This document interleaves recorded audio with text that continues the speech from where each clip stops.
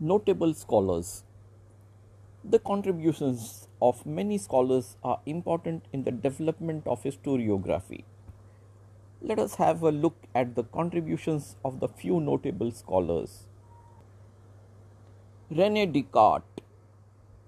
Rene Descartes was the foremost among scholars who insisted on verifying the reliability of historical documents by critically examining them. Among the rules given by him in his book Discourse on the Method, the following is supposed to have a great impact on the scientific method of research. Never to accept anything for true till all grounds of doubt are excluded. Voltaire, the French historian, opined that along with objective truth and chronology of historical events, considering social traditions, trade, economy, agriculture was also equally important in historiography.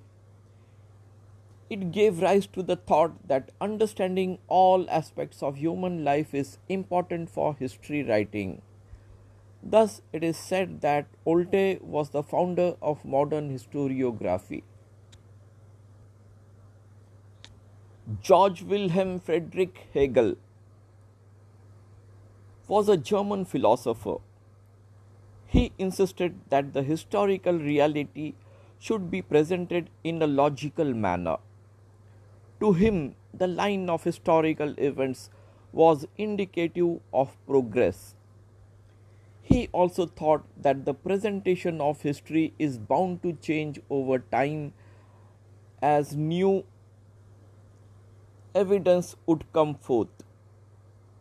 With Hegel's philosophy, many scholars were convinced that historical methods were not of less quality, though they differed from scientific methods. The collection of his lectures and articles is published in a book entitled Encyclopedia of Philosophical Sciences. His book, Reason in History, is well known. Leopold von Ranke.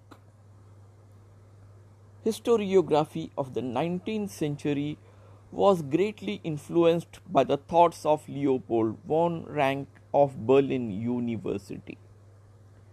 He spoke about the critical method of historical research. He put emphasis on the utmost importance of information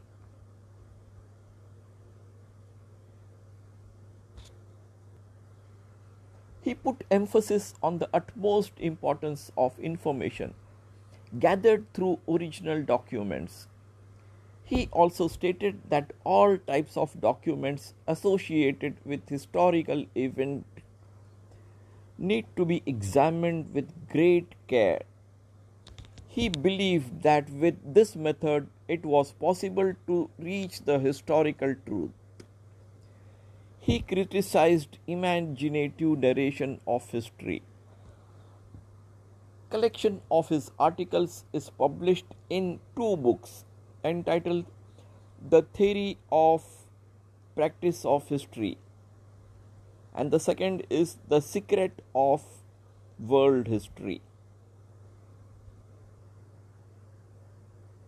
Karl Marx.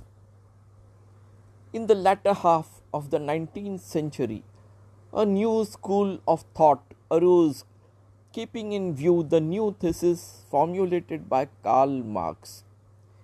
According to Karl Marx, history was not about abstract ideas, it was about living people.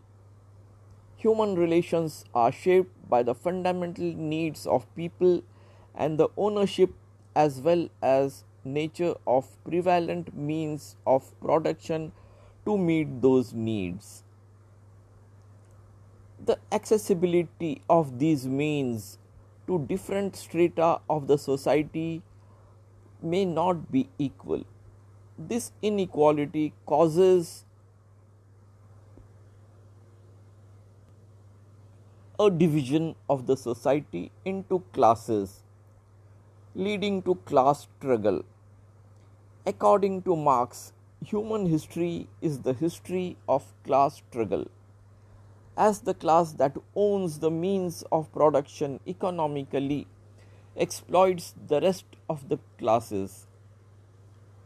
Das Kapital, a treatise written by him, is the most referred book all over the world. Annales School. At the onset of the 20th century, a new school of historiography arose in France, which is known as Annales School. Annales School gave a new direction to history writing. It was recognized now that history is not only about political events, kings, great leaders, and accordingly politics, diplomacy, and wars, but also about the climate, local people, agriculture, trade, technology, means of communication, social divisions, and the collective psychology in the historical times. The Annales School was started by French historians.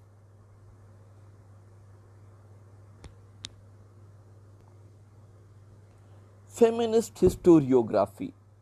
Feminist historiography means the restructuring of the history from the perspective of women. The writings of Simone de Beauvoir helped in establishing the fundamentals of feminism. She was a French.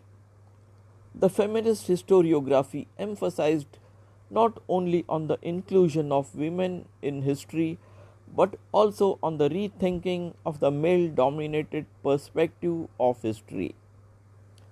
It drove historical research to focus in depth on various aspects of women's life such as their employment, their role in trade union institutions, working for their cause, their family life, etc. In the historical writings after 1990, women were portrayed as an independent social class.